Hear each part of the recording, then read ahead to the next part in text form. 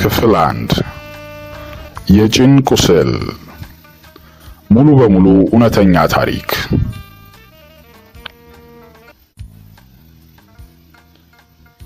ዜናውን ስንሰማ ሁላችን እንደነገጥን። እኔ ግን መብረቅ የመታኝ ያህል ቀጥ ሰጥ ብዬ ነበር የደረኩት።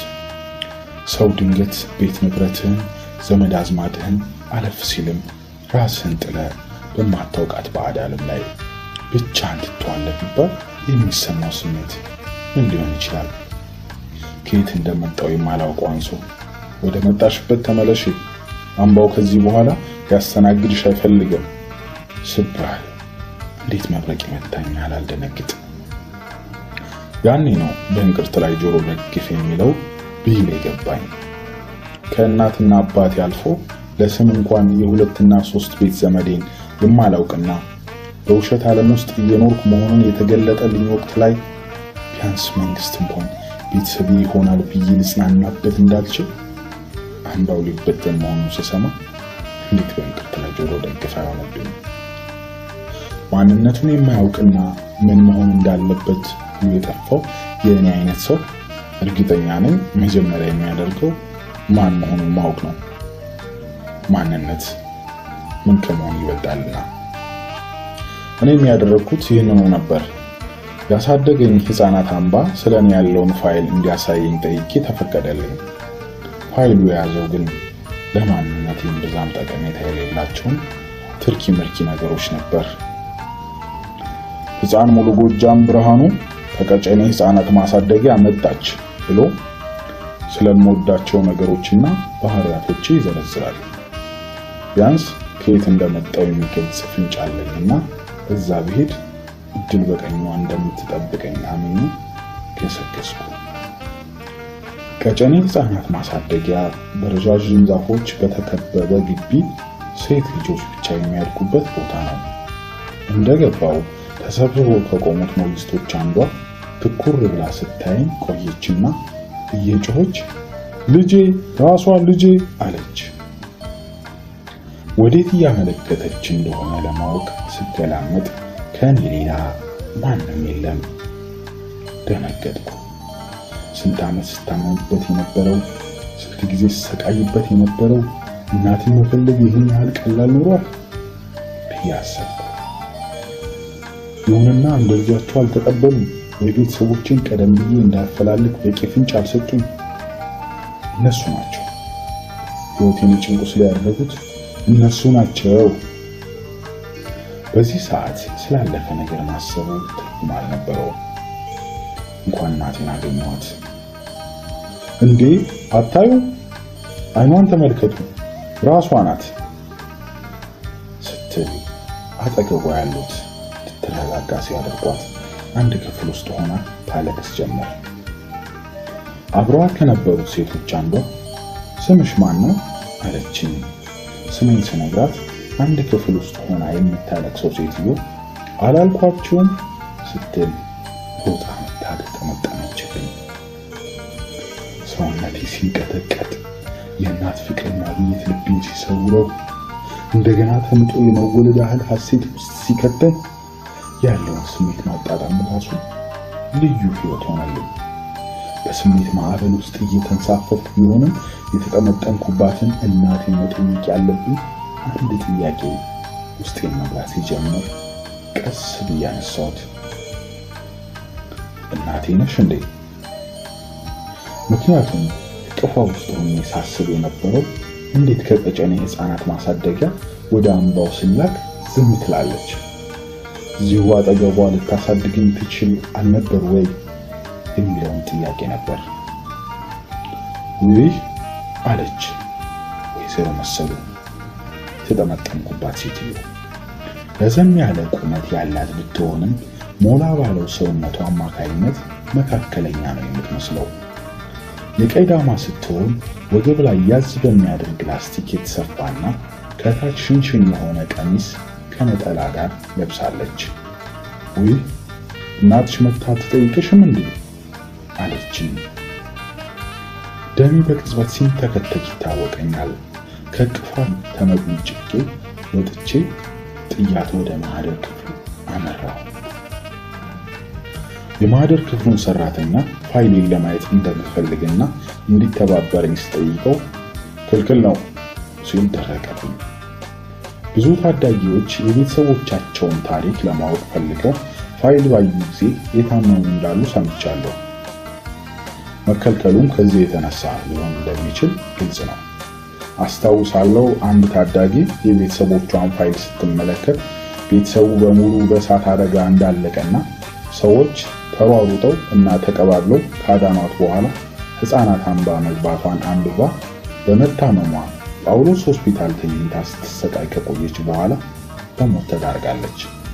እንዲህ ያሉ አስደንጋጭ ክስተቶች ስላሉ እንዲታው በመጠኑም ቢሆን ተቀባይነት ያለው ምክንያት ሊሆን ቢችልም ለኔ ግን ያለውን እውነታ አውቆ መገላገሉ ትልቅ እረፍት ነበርና ልመናዬን ቀጠልኩበት።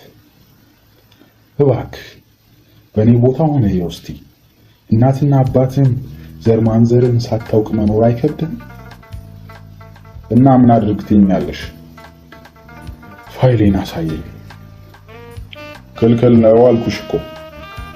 እናስ በቃ ማንነቴን ሳላውቅ ልሙት? እጄ ራሴን ላጥፋ? ምን አለ በአንተ ላይ የሆነ ያህል ብታስበው? ቀናነቱ ካለህ እኮ ምንም ማለት አይደለም። እባክህ በፈጠረህ አምላክ ያለቅስ ደረሱ። ፊቴን በትኩረት አጠናውና እሺ ለማንኛውም አለኝ። ከልመናዬ ብዛት ተሰላችቶ አምባ ማደግን የሚገልጽ ወረቀት ካመጣው ሊያሳየኝ እንደሚችል ነግሮኝ ወጣው። ግቢውን ለቅቄ ከወጣውና ዝዋይ ተመልሼ ከሄድኩ ግን ለምን ወይዘሮ መሰሉን እናትሽ መታ አትጠይቅሽም እንዴ ብላ የጠየቀችኝ ጥያቄ ላይ ትኩረት አድርጌ ስለ እናቴ የምታውቀው ነገር ካለ እንዳልጠየቅኳት አስቤ ተበሳጨሁ። ከአምባው የተጻፈልኝን ወረቀት ይዤ ስመለስ ግን ሁለት ተስፋ ይዤ ነበር። እንደገባው ወይዘሮ መሰሉ ከስራ ውጪ መሆኗን ሰምቼ አንደኛውን ተስፋዬን ውሃ እንደበላው በማሰብ በተለይ ተመዝግቦ ያለውን መረጃ ለማየት እንደጓጓው ወደ ማህደር ክፍሉ አመራው። የተሰጠኝን ፋይል እጄ ላይ ሳደርገው የዓለምን ምስጢር ሁሉ ገልጬ የምመለከትበት ያህል ነበር የተሰማኝ። አሁን ከፍቼ በማይበት ቅጽበት ከየት እንደመጣውና ማን እንደሆንኩ አውቃለሁ ስል አሰብኩና በፈገግታ ተሞልቼ ከፈትኩት። 4 ጥቁር ያለ የህፃን ልጅ ፎቶ ተደርድሯል። የኔ ነው። ፋይሉ ላይ የተጻፈውን ደጋግሜ እያነበብኩ ፊቴ እንደ ጥቁር ደመና ይጋገር ጀመር። ፋይሉ ላይ የሰፈረው እንዲህ የሚል ነበር። ህፃን ሰናይት ከፎቶዋ በቀር ማስረጃ የላትም ይላል። ክፍል 1 አምባ በ2400 ሄክታር ወይም ደግሞ 105 ጋሻ መሬት ላይ ከአብያታ ሐይቅ ከሌንጫ ተራራና ከሻላ ሐይቅ በስተምዕራብ የአላባን ተራራ ተንተርሶ ከዚሁ ተራራ ምንጭቶ በስተሰሜንና በስተምስራቅ እያካለለው ወደ ደቡብ ዞሮ ሻላ ሐይቅ በሚገባው በጅዶ ወንዝ የታጠረው አምባ የአርሲን ሐይቆችና ቡታጅራን እንዲሁም የሶዶን ተራሮች ማማተር በሚቻልበት ስፍራ ላይ እንደ አረንጓዴ ስጋጃ ተነጥፎ ይገኛል። የቀድሞው የአብዮታዊ ኢትዮጵያ ሕፃናት አምባ የአሁኑ አላጌ ግብርና ቴክኒክና ሙያ ኮሌጅ አምባ በቁሙ ሲታይ ሕዝብ ያለበት የሚለውን ፍቺ ይይዛል። ይኸውም አም ማለት በዕብራይስጥ ሕዝብ ሲሆን ባ ማለት ደግሞ በግዕዝ ያለበት ማለት ነው።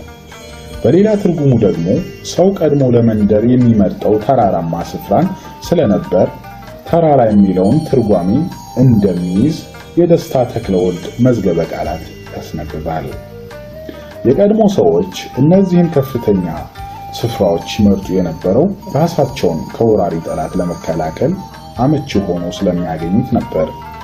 በተራራ ላይ የሚገኙ የህዝብ መኖሪያዎች ወይም መንደሮች ለማስተዳደር የሚሾሙ ሰውም አምባራስ በኋላም ባለ አምባራስ ተብሎ ሲጠራ ኖሯል። እንዲያውም አምባ በግዕዝ ሀገር ይባላል። ምናልባትም ይህ የሆነው ለተራራው የቀድሞ ሰው ሀገሩ ያቹ የሚኖርባት አምባ ሆና ስለምትታየውና ከዚያ ከሚታየው አድማስ አልፎ ያለውን የሀገር ክፍል ሀገሩ አይቆጥር ስለነበር ይመስለኛል። ቀድሞ አንድ አካባቢ ለመኖሪያ የሚመረጥበት አንድ ትልቅ መለኪያ ጠላትን ለመከላከል በተፈጥሮ የምሽግነት ጠባይ ገዢ መሬትነት ያለው ስለነበር የአምባ የመጀመሪያ ትርጉም ተራራ ወይም በተራራማ ስፍራ የሚገኙ መንደሮች መሆኑ አያስደንቅም። እርግጥ በስተኋላ ደገኞች ኢትዮጵያውያን በረባዳ በሸለቆና በሜዳ የሰሯቸው መንደሮች አምባ መባላቸው አልቀረምና ዛሬ አምባ መንደር ወይም የመንደሮች የወል ስም ሆኖ ይገኛል። በመሬት ጥናት ሊቃውንት እንደሚነገረው የአብያታ፣ የሻላ፣ የላንጋኖና የዝዋይ ሐይቆች በአንድ ወቅት አንድ ሰፊ ሐይቅ በነበሩበት ጊዜ ደሴት የነበሩት ቦታዎች ዛሬ አልፎ አልፎ የሚታዩ የአላጌና የአካባቢዋ ኮረብቶች ሆነው ይገኛሉ። ረጅም ዕድሜ ያላቸው የግራር የሾላና የዋርካ ዛፎች አምባውን ተጨማሪ ውበት አጎናጽፈውታል። በጂዶ ወንዝ ረግረጋማ ሸለቆዎች ለምለሙ ፊላ እጅብ ብሎ ይታያል። ከአብያታና ከሻላ ሐይቅ እየመጡ በአላጌ ደን ውስጥ የሚንሸራሸሩትን ልዩ ልዩ አዋፍ ጣዕመ ዜማ መስማት የተለመደ ነው። ከርከሮ፣ ቀበሮ፣ ጥንቸል፣ አነር፣ አቦ ሸማኔ፣ አጋዘን፣ ሸለምጥማጥና ሌሎችም አራዊቶች ቀኑ ቦታውን ለምሽት በሚለቅበት ወቅት ከየጫካው ይወጣሉ። በጨለማ ጊዜም የመኪና ወይም የእጅ ባትሪ እያበራ የሚሄድ ተጓዥ ከተለያዩ አራዊቶች አይኖች ጋር ይገጣጠማል። እናም አምባውን አስደናቂ የሚያደርገው አራዊትና ሰዎች ሳይፈራሩ የሚኖሩበት ቦታ መሆኑ ጭምር ነው። ሁሌም ታዲያ እኔን የሚያስገርመኝ ነገር ቢኖር የአምባው በአጭር ጊዜ መመስረት ነው። አጃይብ ያሰኛል። የመጀመሪያው የህፃናት አምባ በአጭር ጊዜ ውስጥ እንዲቋቋም የቀድሞ የኢትዮጵያ ፕሬዝዳንት የነበረው ጓድ መንግስቱ ኃይለማርያም ትዕዛዝ ከሰጠ በኋላ በትዕዛዙ መሰረት ሰራተኛና ማህበራዊ ጉዳይ ሚኒስቴር ትዕዛዙን በመቀበል አግባብነት ላላቸው የመንግስት ድርጅቶች መመሪያውን አስተላለፈና በተደረገው ጥናት በስምጥ ሸለቆ በሐይቆችና ቡታጅራ አውራጃ በአላባ ቆሊቶ ወረዳ ከአብያታና ከሻላ ሐይቆች ምዕራብ ወደ ሻላ ሐይቅ በሚገባ ጂዶ የተሰኘ ወንዝ በተከበበ አላጌ በተባለ በደን በተሸፈነ ኮረብታ መያያዣ ላይ የአጤኑ ቡድን አይን አረፈ። ቦታውን ተዘዋውሮ ያየው ጓድ መንግስቱ ኃይለማርያም በሰጠው መመሪያ መሰረት 4000 የሚደርሱ ባለሙያዎችና ሰራተኞች ለስራው ተሰማሩ። የአምባው የኮንስትራክሽን ስራ ከአዲስ አበባ ሻሸመኔ በሚወስደው አውራ ጎዳና በ185 ኪሎ ሜትር ርቀት ላይ ከምትገኘው ከቡልቡላ ከተማ ወደ ኒቶ የሚያመራውን የበጋ መንገድ ክረምት ከበጋ በሚያገለግልበት መልክ የኢትዮጵያ ኮንስትራክሽን ባለስልጣን ትራክተሮችንና ቡልዶዘሮችን በመጥረግና በመደልደል ጀመሩት።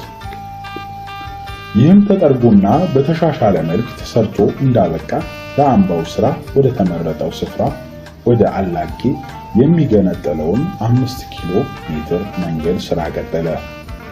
በዚህ መንገድ ስራ ከምንጣሮ ሌላ የጂዶን ወንዝ የሚያቋርጥ 25 ሜትር ድልድይ ተሰራ። ይህ ድልድይ አላጌን ሀፍረተ ሰበሯን፣ ድንግል መሬቷን፣ ክብረ ልማቷን፣ ድብቷን፣ ከፍታ የህፃናት አቃፊ ብብትና ማህፀን እንድትሆን አደረጋት። ከመመረጥና ከመታጨት አልፋ በኢትዮጵያ ብቻ ሳይሆን በአፍሪካም አህጉር የመጀመሪያው አዲስ አይነት አምባ ለመሆን የሚያበቃትን ሁሉ ለመቀበል በሯን ወለል አድርጋ ከፈተች። የአምባው ፕሮጀክት አፈጻጸም ጥናት ከመንገዱ ስራ ጎን በጥቂት ወራት ውስጥ ተከናወነ። የዘማቹ ባለሙያና ሰራተኛ ድንኳን መንገድ ጠራጊውን ትራክተርና ቡልዶዘር እየተከተለ በደጀነት ወደ አላጌ ተጠጋ። ዲጆን ተሻግሮና አላጌን አስገብሮ ጥርብ ድንጋይ፣ ኖራ፣ ሲሚንቶ፣ አሸዋ፣ ቆርቆሮ፣ ምስማርና ሌላውን ለህንጻ ስራ አስፈላጊ ተንቀሳቃሽና የማይንቀሳቀስ መሳሪያ ወደዚያ ይጋዝ ጀመር። ለህንጻዎች ግንባታ 600 ሄክታር 15 ጋሻ፣ ለእርሻ 1000 ሄክታር ወይም ደግሞ 25 ጋሻ፣ ለአትክልት ለፍራፍሬና ለመስኖ 600 ሄክታር 15 ጋሻ፣ ለሰው ሰራሽ ወይም ለአፈር ግድብ፣ ለውስጥ መጋቢ መንገዶችና ለደን ልማት 1200 ሄክታር ወይም ደግሞ 30 ጋሻ መሬት ተከለለ፣ ተቀየሰ፣ ተሸነሸነ። ከልደት እስከ 6 ዓመት ዕድሜ ላላቸው 1300 ጨቅላ ህፃናት 2 መንደሮች፣ ከ7 ዓመት እስከ 14 ዓመት 750 አዳጊ ህፃናት፣ እያንዳንዳቸው 1250 ህፃናት የሚይዙ 3 መንደሮች ለመስራት ታቀደ። በእቅዱ መሰረት የታነጹ 3 መንደሮች እያንዳንዳቸው ሁለገብ አዳራሽ፣ የመኝታ ህንጻዎች፣ የእናቶችና የአባቶች ወይም ደግሞ ሞግዚቶች መኝታ ክፍሎች፣ የልብስ ማጠቢያ ክፍሎች፣ መጸዳጃ ቤቶች፣ የትምህርት ቤት ህንጻዎች፣ ዘመናዊ የንብ ርቢ ጣቢያዎች፣ የዶሮ ርቢ ጣቢያዎች፣ በመስኖ የሚለሙ የአትክልትና ፍራፍሬ እርሻዎች፣ የየመንደሩ አስተዳዳሪና የሌሎችም የመንደሩ አባላት ቢሮዎች ወዘተ በተፋፋመው የ16 ወራት ዘመቻ ተሰርተውና ተዘጋጅተው ለአገልግሎት በቁ። ህፃናት በተግባር እየተሳተፉ የሚማሩባቸው ሌሎች ቦታዎች ተጠናቀቁ። በበጋው ወራት ለአትክልትና ፍራፍሬ ልማት ከጂዶ ወንዝ በመጥለፍ 1700,000 ሜትር ኩብ የሚይዝ 20 ሄክታር ኩሬና ወደ ወንዙ የሚገባ የዝናብ ውሃ በመጥለፍ የአፈር ግድቦች ተሰሩ። የህፃናቱን የወተት ፍጆታ ለማሟላት የወተት ላም ርቢ ጣቢያ ተቋቋመ። አንድ የ2500 አሳማ ርቢ ጣቢያ ተጠናቀቀ። ለአምባው የተማከለ የመሰረተ ልማት አገልግሎት በዚሁ አጭር ጊዜ ውስጥ ተዘረጋ። 5ቱ መንደሮች እርስ በርሳቸውና ከልዩ ልዩ የልማት ተቋሞች የጠቅላላ አገልግሎትና ከሌሎች ጋር የሚያገናኝ 23 ኪሎ ሜትር የውስጥ መንገድ ተዘረጋ። በሌላ በኩልም በዚሁ የ16 ወራት ዘመቻ የህንፃ ኮንስትራክሽን ባለሙያዎች ለህፃናቱና ለሰራተኛው 2 ክሊኒኮች፣ ለአምባው ህብረተሰብ የሚያገለግሉ የማዕከላዊ አስተዳደር ቢሮዎች፣ የችርቻሮ ሱቅ፣ የእንግዳ ማረፊያ ቤቶች፣ የሰራተኞች መኖሪያ፣ የቁጠባ ቤቶች፣ የዕደ ጥበባት ማዕከልና የቤንዚን ማደያ ሰርተው አስረከቡ።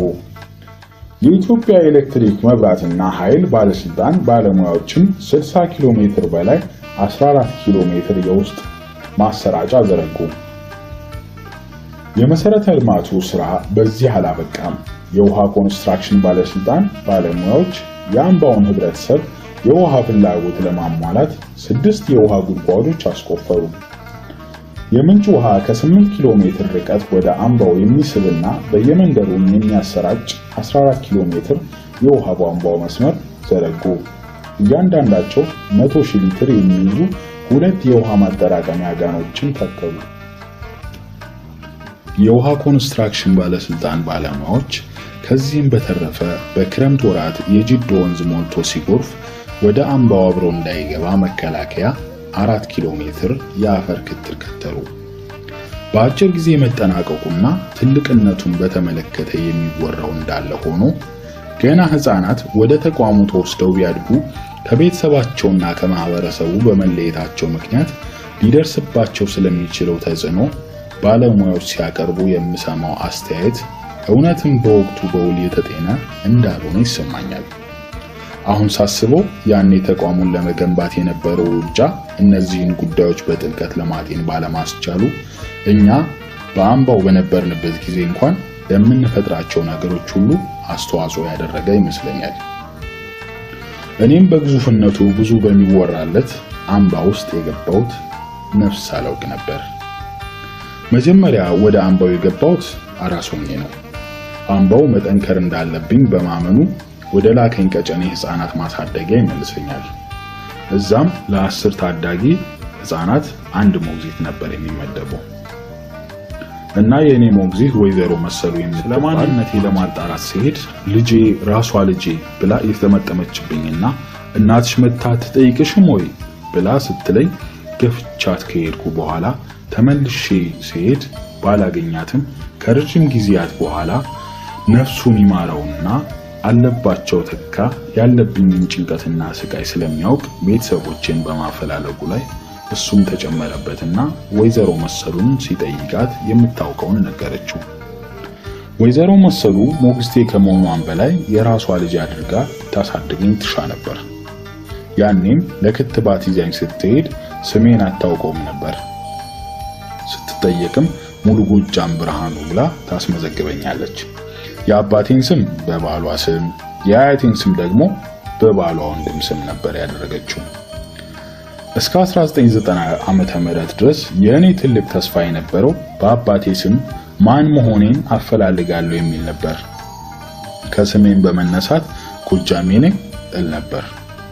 አለባቸው ተካ ከወይዘሮ መሰሉ ጋር በስልክ የተነጋገሩትን ይህን እውነታ ከነገረንና ፋይሌ ላይ ሕፃን ሰናይት ከፎቶዋ በቀር ማስረጃ የላትም የሚለውን ካየው በኋላ ተስፋዬ ሁሉ ተሟጠጠ።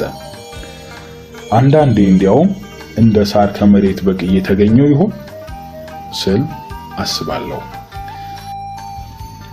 ይሄ እንዳላምን ደግሞ ወይዘሮ መሰሉ እናቷ ወደ አምባው ከመሄዷ በፊት ተደብቃ እየመጣች ታያት ነበር ብላ ላለባቸው ነግረዋለች።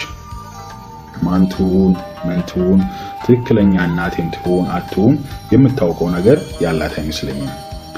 ይህንን እንኳን አጥርቼ እንዳላውቅ ከአለቤ ጋር በስልክ ሲያወሩ ከገለጸችለት ነገር በላይ የምታውቀው ነገር እንደሌለና ለማንኛውም ቤቷ ብቅ ብሎ ለመጫወት ቀጠሮ ይዞ በእለቱ ሲሄድ የደረሰው ወይዘሮ መሰሉ ሰልስት ላይ ነበር። 3 ዓመት ሲሞላኝ ወደ አምባው እንድመለስ ተደረኩ። ጥቅምት 16 ቀን 1977 ዓመተ ምህረት ገባች ነው የሚለው። አምባ ስንገባ ራሳቸው የሚሞሉልን ጊዜ ልክ እንደ እድሜያችን ቆጠርና ልደት የምናከብረው በገባንበት ቀን ነው። በተለይ ቤተሰብ መጥቶ የማይጠይቀንን እንዳይሰማንም በማለት ይመስለኛል ለልደታችን ከረሜላ ተገዝቶልን ሽርሽር ተወስደን እንክብካቤ ይደረግልናል። ያኔም ሞቅ ደመቅ ባለ የደስታ ባህር እንንሳፈፋለን። ወደ አምባው ስገባ መጀመሪያ መስከረም 2 የሚባለው መንደር ነው የገባሁት። መስከረም 2 እና ሰብለ አብዮት ተብለው የሚጠሩት መንደሮች የቅድመ መደበኛ ትምህርት መንደሮች ናቸው። እንዲያውም በተለምዶ ሁለቱም መንደሮች በአንድነት ሰብለ መስከረም የሚባሉትን ጊዜ አለ። መንደሮቹ ተመሳሳይ ቅርጽና ይዘት ያላቸው ሲሆን እያንዳንዱ የቅድመ መደበኛ ትምህርት መንደር 650 ህፃናት ከ40 እስከ 41 ህፃናት በአንድ ክፍል በመያዝ የመኝታና ትምህርታዊ ጨዋታ አገልግሎት የሚሰጡ ህንጻዎች አሉት። መንደሮቹ በአንድ ጊዜ ከ300 እስከ 400 ህፃናት ማስተናገድ የሚችሉ የምግብ አዳራሾች፣ የቀለብ ፍጆታ የሚከማችባቸው መጋዘኖች አሏቸው። እንግዲህ ከእነዚህ መንደሮች ባንዱ መስከረም 2 መንደር ነው ፊደል መቁጠር የጀመርኩት። አሁን ያለውን የአንድ ሀብታም ግለሰብ ልጅ አያያዝ ከአምባው ጋር ሳነጻጽረው የአምባው ይበልጣል። ስለምንም ነገር አናስብም ነበር። እናቴ ማናት? አባቴ ማን ነው? ለምን አጠገቤ የሉም? የሚል ነገር በጭራሽ የለም። ጧት ስንነሳ ሞግዚቶች ፊታችንን አጥበው ክሬም ቀብተው ወደ ምግብ ቤት አድርሰውን ስንጨርስም መልሰው ነው መጫወት መዋኘት የፈለግን እንደሆነ እንክብካቤ ተደርጎልን ነው። ሽንት ቤት ስንገባ እንኳን ሶፍት በእጃችን አንቆርጥም፣ ተቆርጦ ተሰጥቶን ነው።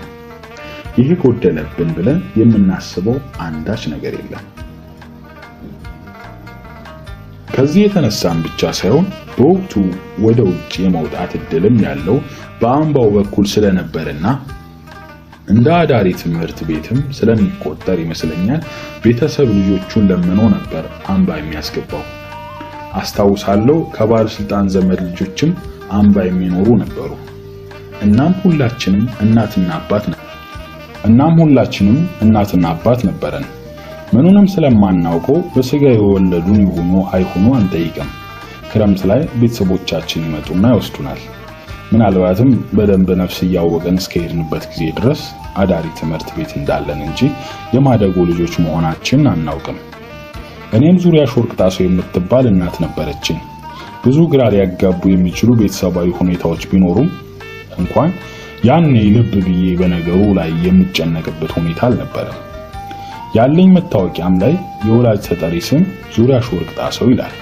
ክፍለ ሀገር ሸዋ አውራጃ የረርና ከረዮ ወረዳ ናዝሬት ከፍተኛ 3 ቀበሌ 15 የቤት ቁጥር ስልክ ቁጥር የሚል መታወቂያ ወረቀት አለኝ።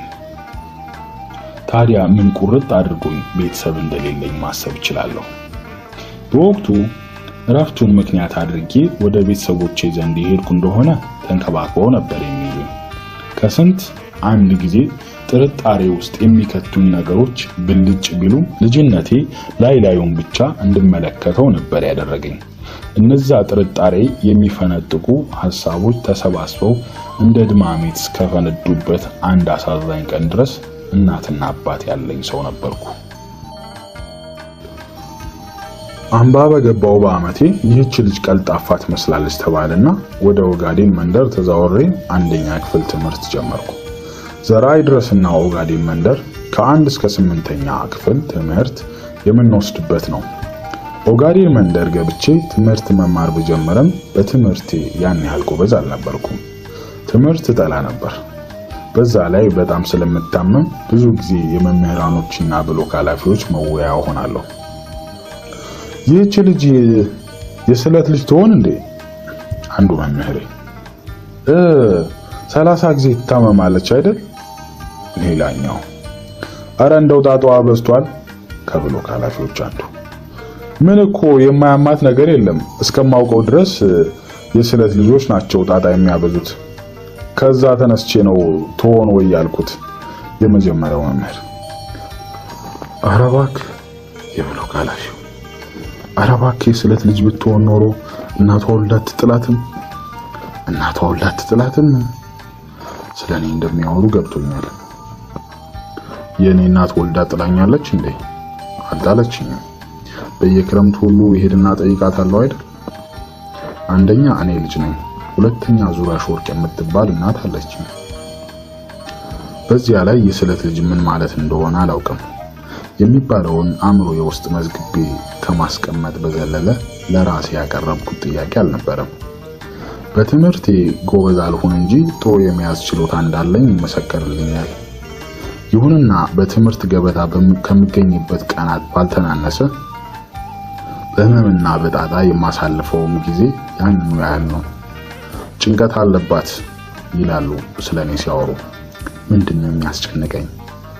እኔ ለጭንቀትና ህመም የዳረገኝ የማላውቀው አንዳች ምክንያት አለ ማለት ነው።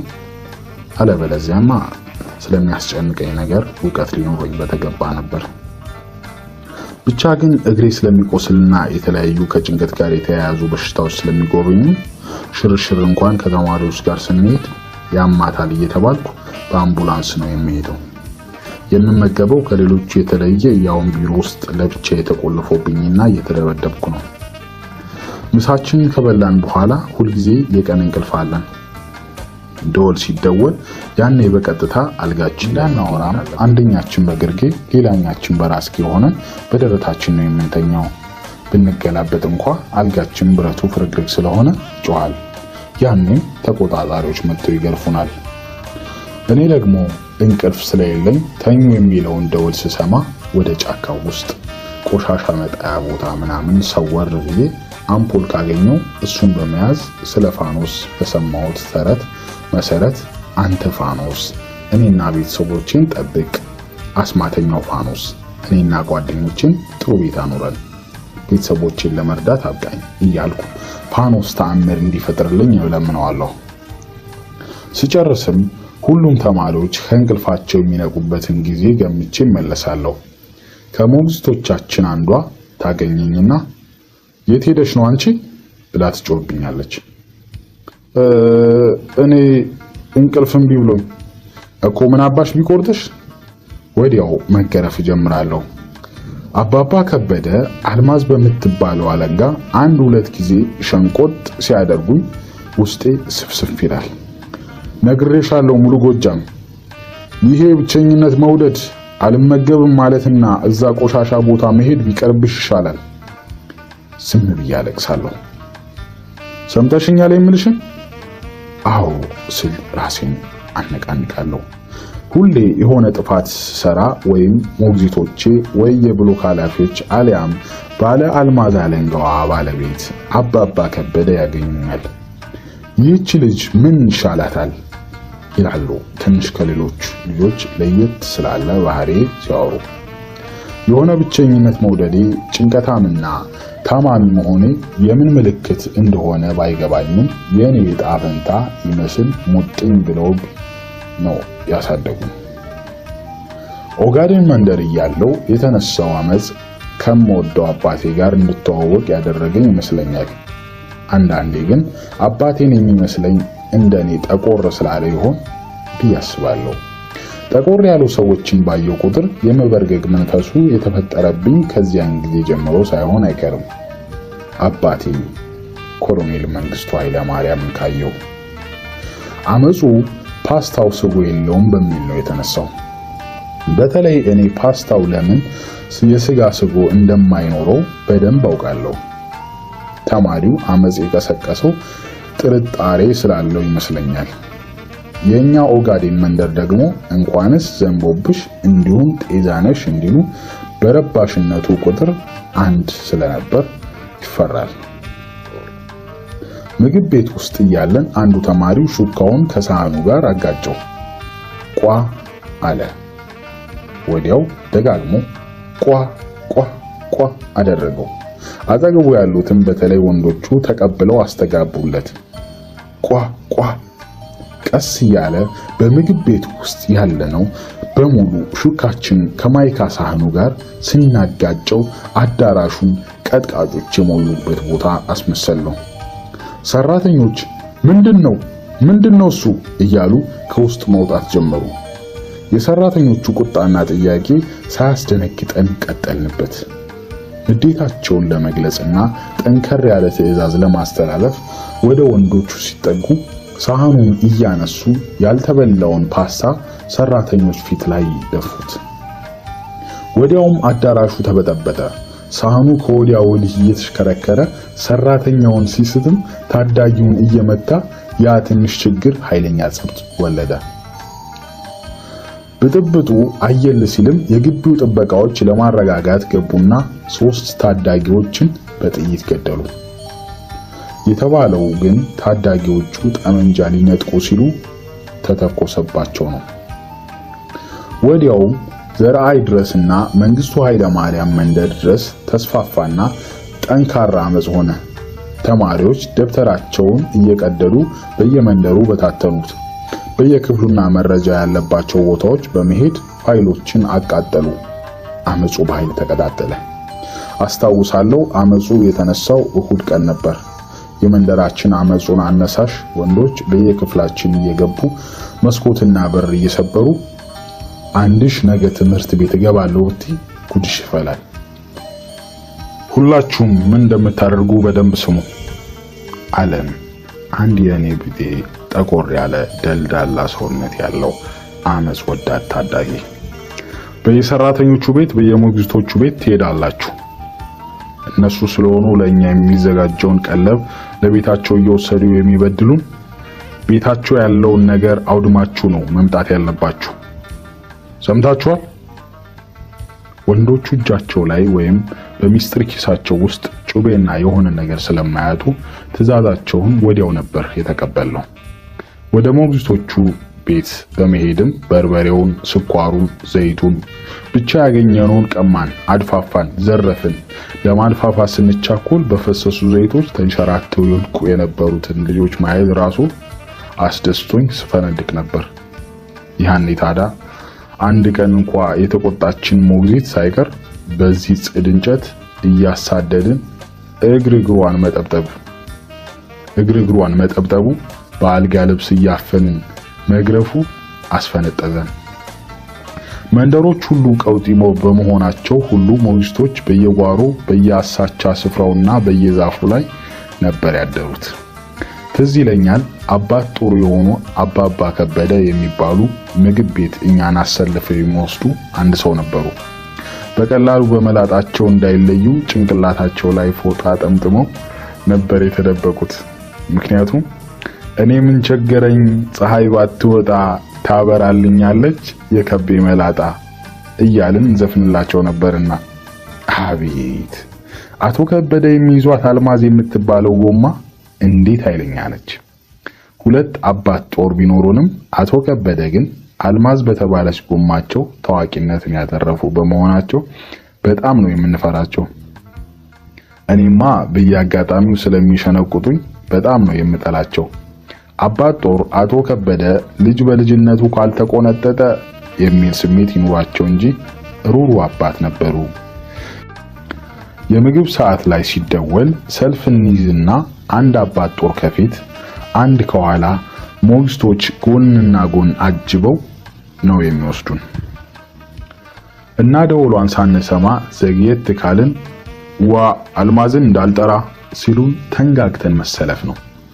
ጥናት ላይ እንቅልፍ ሊወስደን ሲሞክር የሆነ ነገር ብናጠፋ ቶሎ የምናስበው አልማዝን ነው። እሳቸው ያኔ በቀላሉ የሚለዩበትን ነገር በፎጣ መጠምጠማቸው ብልህነት ነበር። አልማዝን የቀመሰ ሁሉ ቢያገኛቸው ዱቄት ነበር የሚያደርጋቸው። አመጹ ለ3 ቀናት በመቀጠሉና መረጋጋት ባለመፈጠሩ ቴኳንዶ የሰለጠኑ ወታደሮች እንዲያረጋጉ ተላኩና አመጽ አነሱ የተባሉት ልጆች በሙሉ ተያዙ። ያም ሆኖ ግን ትምህርት ሊጀመር ባለመቻሉ የመንግስት ባለስልጣን መጥቶ ለማረጋጋት ቢሞክርም አልቻለም። ጠንካራ ቃል ነበር የምናሰማው። የወንድሞቻችን እንደሚመለስ ብለን ጮህን። እኔማ ልጅ ስለነበርኩ ምኑንም አላውቀው። ሲጮህ መጮህ፣ ሲለቀስ መቀበል ነበር ስራዬ። እኛ አባታችን እንጂ አጎታችን እንዲያናግረን አንፈልግም አለን። የኛ አባት አባባ መንግስቱ ኃይለ ማርያም ነው። ወዲያው አባባ መንግስቱ ኃይለ ማርያም ልጆቼ ምን ሆኖ ሲል ያናግረን መጣ። የሚገርመው ነገሩ እኛን ሊያናግረን ሲመጣ አንድም ሰራተኛና ወታደር አዳራሹ ውስጥ እንዲኖር ያለመፍቀዱ ነው። ወታደሮች ካሉ እንኳን ከውጭ ይሆናሉ እንጂ የኛን ነጻነት የመረበሽ መብቱ የላቸውም። በየመንደራችን መለስተኛ አዳራሾች ቢኖሩም ሁላችንንም አካቶ የሚይዘው ትልቁ አዳራሽ ሁለገብ የሚባለውና ዘራአይ ድረስ መንደር ያለው ነው። ሁላችንም ታዳጊዎች ለስብሰባ ተጠራንና አዳራሹ ከአፍ እስከ ገደፍ ጢም ብሎ ሞላ። ምን ሆናችሁ ነው አመጹ የተነሳው ሲል አባባ መንግስቱ ጠየቀን። ሁላችንም ልንናገር የምንፈልገው ነገር ቢኖርም ፍርሃት ዝም አስባለ። ንገሩኝ፣ ምን ሆናችሁ ነው? ሰራተኛ የሚባል አዳራሹ ውስጥ የለ። ለምን ትፈራላችሁ? ወዲያው በርካታ ታዳጊዎች እየተነሱ መናገር ጀመሩ። ደበደቡን፣ ጓደኛዬን በጥይት መተው ገደሉት። ምግባችን ይስተካከልልን ባልን ወንድሞቻችን በጥይት መቱብን። እጃቸውን እያነሱ ሲፈቀድላቸው የሚናገሩት ያንኑ ሐሳብ በመደጋገም ነው። እሺ አሁን ምን እንዲደረግላችሁ ትፈልጋላችሁ? አቶ ሽመልስ አዱኛ ይቀሩልን። ይሄማ ወፍራም ብልግና ነው አለ አባባ መንግስቱ ሐሳቡን እየተቃወመ። በመሰረቱ አቶ ሽመልስ አዱኛን በስም ነው እንጂ የምናውቃቸው ከኛ ችግር ጋር ቀጥተኛ ግንኙነት አልነበራቸውም። አዲስ አበባ ያለው የአምባ መከታተያ ጽሕፈት ቤት የበላይነት እንደሚሰሩ ግን ሰምተናል። እሺ አምሳለ ግዛው ትቀየርልን። የታወቀች ሞግዚት ናት። ወፍራም ብልግና አለ መንግስቱ። ያልሆነ ነገር ሲነሳ ይህችን አባባል መድገም ይወዳል። ታዳጊ ምንም ነገር ሲጠየቅ የተሟላ መልስ የማይሰጥ ከሆነ ደስ አይለውም። አንገት ማወዛወዝና ራስ መነቅነቅ መልስ አይሆንም። ልጆችን ስነ ስርዓት አስተምሯቸው ሲል ነው የሚቆጣው። ሌላ ማን ይቀየርላችሁ? ወንድሞቻችን የገደሉት በሙሉ ወንድሟ የሞተባት ዓለም ባዘዘው የምትባል ልጅ ተነስታ እያለቀሰች ስታወራ አባባ መንግስቱ ላይ የነበረው የሐዘን ገጽታ አይረሳኝም። ወንድሜን በጥይት ደብድበው ገደሉት። ለቅሶ ቀደማት። ያለብንንም የሌለብንንም ችግር ዘርዝነለት የግቢውን ሰራተኛ ስም ሁሉ እያነሳን እገሌ ይቀየር እገሊት ትቀየር አለን። እዛው አዳራሽ ውስጥ እያለን ሰራተኞቹን በሙሉ አስገብቶ ወታደሮች ኃላፊ የሆነውንና መሐመድ የምንለውን ተኩሶ ልጆቹን የገደለውን ወደ እስር ቤት፣ ሌሎቹን ወታደሮች ምድረ ግቢ ብለን ወደምንጠራው ሳር ማጨድ ዳቦ ቤት እያደረገ ደለደላቸው። ልጆችን ዳቦ አጉርሱልኝ ባልኩ ጥይት ታጎርሳችኋላችሁ እያለ ሲያለቅስ ታዳዩ ሁሉ አባታችን አለቀሰ በማለት ሲቀበለው እኔም አምርሬ ነበር ያለቀስኩት። ሁላችንም የወለደን አባባ መንግስቱ ኃይለማርያም ነው ብዬ አምኜ ነበርና አምባ የሚገቡ ልጆች ለአብዮቱ ህልውና ሲሉ ቤተሰቦቻቸው የተሰዉባቸው ወይም በተለያዩ ምክንያቶች ያለ ሰብሳቢና ረዳት የቀሩ መሆን አለባቸው የሚል መስፈርት ቢኖረውም የባለስልጣንና ቤተሰቦቻቸው በህይወት ያሉም ልጆች የሚገቡበት አጋጣሚ ነበር። እናም አምባው ውስጥ ካሉ ሞግዚቶች ውጪ እናትና አባት ለሌለን ልክ እንደ እውነተኛ አባታችንና እናታችን ጥሩ ትወና የሚተውኑ ሰዎች ተዘጋጅተውልናል። የዚህን እንከን አልባ ትወና ሚስጥር ምክንያት እስከ ቅርብ ጊዜ ድረስ አላውቀውም ነበር። አሳዳጊ አባቴ ብዙ ጊዜ ስለማይመቸው ወታደሮችን ልኮ ነበር በወታደር መኪና እረፍት ወደ ቤተሰቦቼ ቤት የሚሄደው። ባመቸው ጊዜ ግን እሱም መጥቶ ይወስደኛል። ቤት ሲሄድ በረብሻ ነው የሚጠብቁኝ። የባጤ ቆጡን ያስቀባጥሩኛል፣ ይላፉኛል፣ ይቀልዱኛል። ታዲያ ሁል ጊዜም ግራ የሚገባኝ የነበረው የአምባ ሰዎች የሆኑት የአቶ ንጉሴና ወይዘሪት ኢትዮጵያ ወደኛ ቤት መምጣት ነው። ናዝሬት ባለው ህዝባዊ ኑሮ እድገት ተብሎ በሚጠራው የአምባው ቅርንጫፍ ውስጥ የሚሰሩ ሲሆን አምባ ሲመላለሱ እናውቃቸዋለን። ለሰላምታ ብቻ የሚመጡ ከሆነ በር ላይ ሆነው ነው ሰላም ብለውን የሚሄዱት። መክሰስ ላይ እነሱ እንደሚመጡ የማውቀው አዲስ ልብስ ተገዝቶልኝ ሽክ እንድል ከተደረገ ብቻ ነው። አዲስ ልብስ በመለብስበት ወቅት ይመጡና ውስጥ ድረስ ዘልቀው ይገባሉ።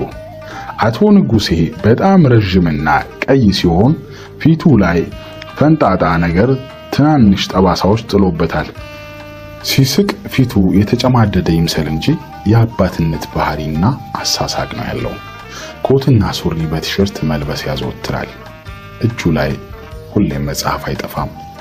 እነሱ ውስጥ ድረስ ዘለቁ ማለት ራት ይቀርብና ጨዋታ ይኖራል ማለት ነው። እንዴት ነው ለመደች? ከልጆቹ ጋር ትጫወታለች ይላል አቶ ንጉሴ። እነሱ እኮ ከቤተሰብ ተለይተው ስለሚያድጉ ብቸኝነት ያጠቃቸዋል ትላለች ወይዘሪት ኢትዮጵያ ፈገግታዋን የምትቆጥብ ጉንጯ ላይ የሚሰረጉድ ነገር ያለባት ጸይም የሚያምር ከለር ያላትና አጭር ግን ሞላ ብሎ አይን የሚገባ ሰውነት ያላት ናት። የጨርቅ ሱሪ መልበስ ታዘወትራለች። በልጅነት አእምሯችን ስለምናውቃት ነው መሰለኝ ኢትዮጵያ አገር ማለት እሷ ነው የምትመስለን። አይ አሁንማ ለምዳ ሙያ እየተማረች ነው፣ ቡና ሁሉ ታፈላልኝ ጀምራለች ትላለች ዙሪያሽ ወርቅ። ሙያ መልመድ አለባት ኢትዮጵያ። ብቻ አምባቶሎ ካልተመለስኩ እያለች ታስቸግራለች። የልጅ ነገር ሆኖ ጨዋታ ፍለጋ ነው፣ መዝለል መጨፈር ነው ስራቸው። ራቱ ሲያበቃ አንድ ወረቀት ለዙሪያሽ ወርቅ ይሰጣትና የሚሏትን ነገር ከሞላች በኋላ በፖስታ የታሸገ ነገር ይሰጧታል። በፖስታ የምትቀበለው ነገር ምን እንደሆነ እያሰብኩ ከመብሰልሰል ውጪ ለጥያቄዎቼ መልስ አላገኘውም። እርግጠኛ ነኝ ጥያቄዎቼ ተመልሰውልኝ ቢሆን ኖሮ ገና በጊዜ መንቃት በቻልኩ ነበር። መጠሪያ ስሜ ሙሉ ጎጃም ስለነበር ዙሪያሽ ወርቅ ቤት ውስጥ አቆላምጠው ሊጠሩኝ ሲፈልጉ ጎጄ ነበር የሚሉኝ ይመስለኛል። አባቴ ይሄንን ስም አልወደደውም። የሆነ የበዓል ስነ ስርዓትም የነበረ ይመስለኛል። ብቻ የቀይ ጥለት ያለው በጊዜው ፋሽን የሆነ የሀገር ባህል ልብስ አባቴ ሲያለብሰኝ የተሰማኝ ደስታ የተለየ ነበር። አምባ ሲሄድ ጓደኞቼን የማጓጓበት አንድ ነገር አለኝ ማለት ነው። በተለይ የሀገር ባህል ልብስ አምባ ውስጥ ያልተለመደ በመሆኑ ለረጅም ጊዜ መነጋገሪያና የሰው አይን ሁሉ ማረፊያ እንደመሆን አውቀዋለሁ። ቀድሞውንም ወደ አምባ ስመለስ የሚታሰርልኝና ይዞ የሚሄደው ምግብ የተለየ በመሆኑ የሀብታም ልጅ ናት ነው የሚባለው። አሁን ይሄ ሲጨመር ደግሞ አዳሜ የኔ አይነት እናትና አባት ስለሌላቸው ቅናት እርር ድብንና ኩርምት ሲያደርጋቸው ታየኝ። ከዚህ በኋላ አለ አባቴ የቀረበው ዳቦ ላይ ያለውን ቢላ እያየ ቀይ ሲበዛ ልዝብ ጸባይ ያለው ችምችም ብለው ያደጉት ጺሞቹ በከፊል ፊቱን የሸፈኑበት ለግላጋና ብዙ ጊዜ ሰማያዊ የኢሰፓ ኮት የማይለየው ነው። ጥሬ ስጋና ወይን የአባቴ መገለጫዎች ናቸው። ከዚህ በኋላ አንድ ሰው ቁጭ ብሎ እንዳይጠራት ሲል ወረቀት ቀዳዶ የሆነ ነገር ጻጻፈና በዕጣ መልክ ጠቅልሎ በእጆቹ መዳፍ በማድረግ ዕጣዎቹን መጥቶ ለአያቴ አንዱን እንድታነሳ ነገራት። አያቴ ያነሳችው ስም በሚገርም ሁኔታ ሰናይት የሚል ነበር። ምክንያቱም ሊገባኝ ባይችልም የጸደቀውና መጠሪያዬ እንዲሆን የተወሰነው ፀሐይ የሚለው ነው። አያቴ ወይዘሮ ዘነበች በጣም ነው የምትወደኝ። የዙሪያ ሾርቅ እናት አትመስልም። በጣም ፍቅር የምታውቅ ሴት ናት። ሁሉ ክረምት ላይ ለእረፍት የሄድኩ እንደሆነ ከአጠገቧ እንድለይ አትፈቅድልኝም። መኝታዬ ራሱ ከሷው ጋር ነው። አንድ ጊዜ በጠና ታማ አይኗም ተከልሎ እኔ ብቻ እንዳጎርሳት ትፈልግ ነበር። ህመሙ ጠንቶባት ውጪ ነፍስ ግቢ ነፍስ ውስጥ እያለች ዙሪያ ሾርቅን ጥሪያትና ነይ ብላኝ ጠርቻት አጠገቧ ቆምኩ። ያኔም ለዙሪያ ሾርቅ አደራ የፀሐይን ነገር የወለድሻቸው እንኳን እንደሷ አይጮሁልሽም ብላት ትንሽ ቆይታ በሞት ተነጠቀች። በልጅነትሽ ረባሽ ነበርሽ ይሉኛል። ጨዋታ ወዳለው በተለይ ሌባና ፖሊስና ፔፕሲ በጣም ነው የሚያስደስቱኝ። ራቁቴን ሆኜ መሮጥና ገደል ውስጥ መደበቅ ደስ ይለኛል። ያኔ ጡት የሚባል እንዲህ ጎልቶ የሚታይ ነገር የለኝም። ቢኖርም ሴቶች ብቻ ስለሆነን ማንም ግድ የለውም። እኔ ታማሚ ናት ስለምባል ምንም ነገር ማጽዳት አይጠበቅብኝም። ሕፃናቱን በምክር ማሳደግ የሚል ጽኑ መርህ ቢኖርም እንደኔ ምክር የማይገባውና ረባሽ ከተገኘ ሳይገረፍ አያድግም። ሌሎችም ያጠፉ ካሉ ተራ በተራ አዳራሽ ውስጥ እየገባን ስለምንገረፍ ዱላው ቢያምም እንኳን መጽናኛለን። እከሊት ስም ይጠራል። አቤት። ዱላ የፈራ መልስ። ነይ ግቢ። ከዛ ፊትሽን ወደ ግድግዳ ይባላል። ፊታችንን ወደ ግድግዳ እናዞራለን። ቀሚስሽን ሰብስቢ፣ በደንብ ቂጥሽን ወጥሪ።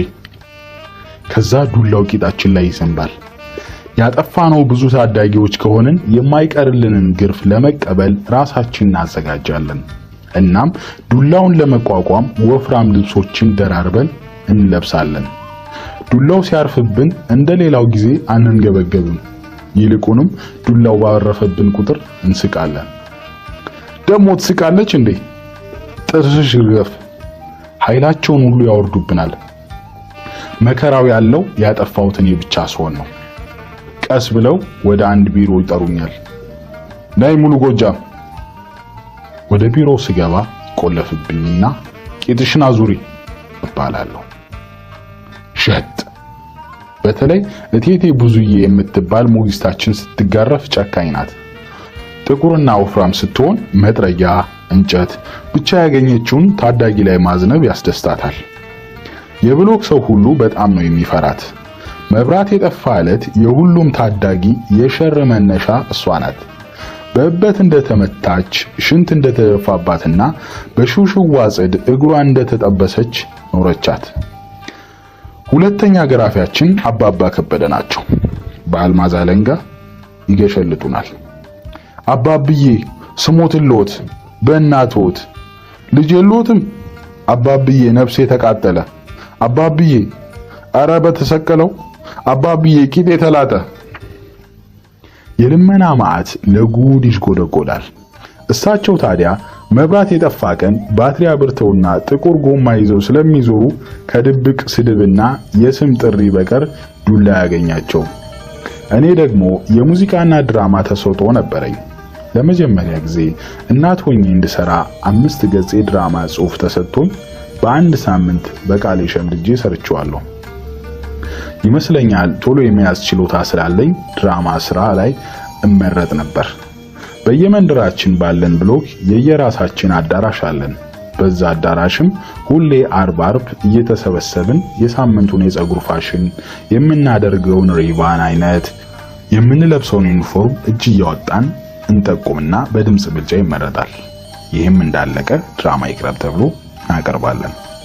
የኛ ቡድን ታዲያ በጓደኛዬ ስም የብርቄ ቡድን ተብሎ ነው የሚጠራው። የሆነ ነገር ጠፋ ከተባለ የብርቄ ቡድን ነው ይባላል። በዚህም ምክንያት እየተጠራን ልባችን እስኪጠፋ እንገረፋለን። የዚያኑም ያህል ደግሞ ድራማ ለማቅረብ የመጀመሪያ የምንሆነው የብርቄ ቡድኖች ነን። ቡድናችን 7 አባላት አሉት። ሙዚቃ ይጀመር ሲባል አንደኛ የብርቅዬ ቡድን ነው። ለነገሩ በረባሽነትም የማያውቀን የለም። ሁሉም ውስጥ የመጀመሪያ ለመሆን እኛም ፍላጎቱ አለን መሰለኝ። ጀማሪ አማኝ ከጳጳሱ ልብለት ይላል እንደሚባለው ሁሉም ነገር ውስጥ እንደ እርጎ ዝንብ ጥልቅ ብለን ፈጠን ለመውጣት እንጥራለን። ውጤቱ ታዲያ መገረፍ ነው። ምንም እንኳ አምባ ውስጥ ድራማ መስራት፣ ሙዚቃ ላይ መሳተፍ ዱርዬ ቢያስብልም ሊገባኝ ባልቻለ ምክንያት እሳብበት ስለነበር ዱርዬ ነው የሚባለው። በድራማ ክበብና በመንፈሳዊ የቤተክርስቲያን ክበብ ውስጥ እንደወክላቸው የሚሰጡኝ ገጸ ባህሪያት ብዙ ጊዜ እናትና የኔ ቢጤነት ነው። በተለይ የኔ ቢጤና አሳዛኝ እናት መሆን የኔም ተሰጥኦ ነው። ግርም የሚለኝ ልክ እንደ እኔ ህይወት ምስቅልቅል ያሉ አሳዛኝ ገጸ ባህሪያትን መወከሌ ነው። ሰው በልቡ እንዳሰበው እንዲሁ ነው የሚል ጥቅስ መጽሐፍ ቅዱስ ላይ አንብቤያለሁ ልበል። አባባ መንግስቱ እንደሚመጣ ከታወቀ ወይም ሄሊኮፕተር በሰማይ ላይ ከተሽከረከረ ክፍል ውስጥ እየተማርን እንኳን ቢሆን በቶሎ እንለቀቃለን። በሚያስገርም ፍጥነት ሞግዚቶቹ ልብሳችን ይቀይሩልናል።